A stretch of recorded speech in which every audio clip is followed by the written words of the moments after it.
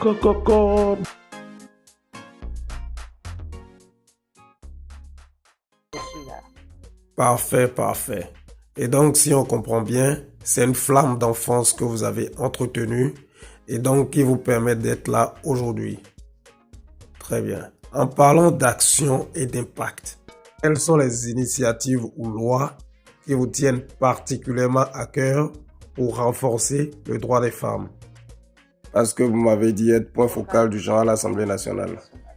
Et donc, dans ce cadre, est-ce que vous pouvez nous parler des initiatives ou des lois qui vous tiennent particulièrement à cœur pour renforcer le droit des femmes?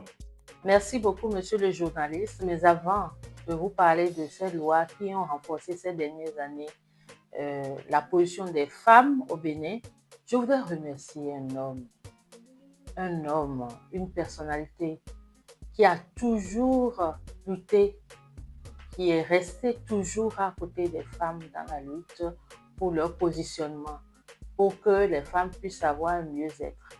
Il s'agit bien évidemment, comme vous pouvez l'imaginer, du président de l'Assemblée nationale, président Louis Béono Vlavono, qui même avant d'être président de l'Assemblée nationale, a beaucoup travaillé pour l'émancipation des femmes à travers ses actions volontaires pour porter des lois en faveur des femmes.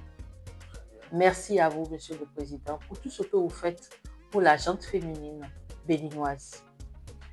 Alors, au cours de cette législature, surtout la 8e, je vais dire, des lois ont été votées pour renforcer les femmes. Le président Béono Vlavono, avec ses pairs, ont essayé de voter certaines lois. En l'occurrence, d'abord, il y a eu en 2019 la révision constitutionnelle qui a introduit une discrimination positive à l'endroit des femmes. Cette révision constitutionnelle a été soutenue par la révision ou la modification, on va dire, du code électoral qui a permis d'octroyer 24 sièges aux femmes à raison d'une femme par circonscription électorale. Donc le parti majoritaire au niveau de chaque circonscription électorale emporte le poste de la femme.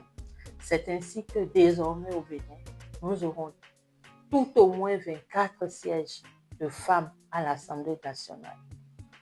Alors, en dehors de ça, nous avons eu la loi 2021-11 du 20 décembre 2021 portant dispositions spéciales de répression des infractions commises à raison du sexe des personnes et de la protection de la femme en République du Bénin.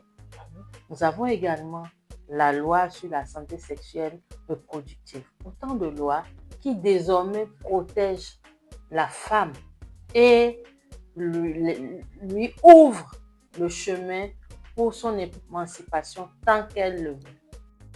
Parfait. Je suppose que tout ça requiert pas mal d'énergie à fournir. Quels ont été véritablement les défis que vous avez rencontrés le long de votre parcours?